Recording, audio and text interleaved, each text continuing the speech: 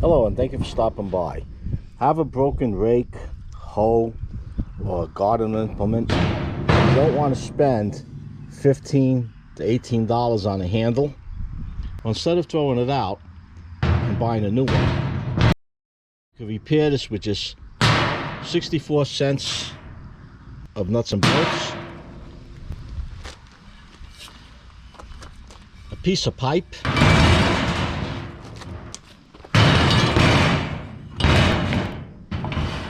and something to whittle this handle down. You could use a rasp, pocket knife. I made this draw knife. If you'd like to see how I made this out of a lawnmower blade, there's the link to it up above. And I'm just going to whittle this down so it can fit inside the pipe nice and snug.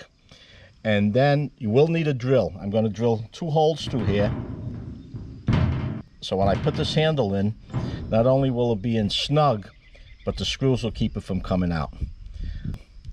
Let me clean this down, get it together, and then show you the results. This wooden piece is into the pipe really tight. I don't even think I need a nut and bolt on here. Originally I was going to put 2 of them in, one in this direction and one coming across, but I don't even think I need this one here because this is in really tight. I pulled concrete block with it and it didn't come out. This could be cut off over here, but I'm just going to leave it. I just pounded down a little bit with a hammer, so if this nut should travel, it's not going to come off. But like I mentioned, I don't even think I needed this nut to begin with. And the final result is I have this rake that I could use now. A couple things: save this from going into the dump, saved a couple of dollars.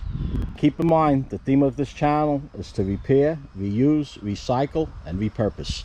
If you found this video useful or have any questions, post your comments down below.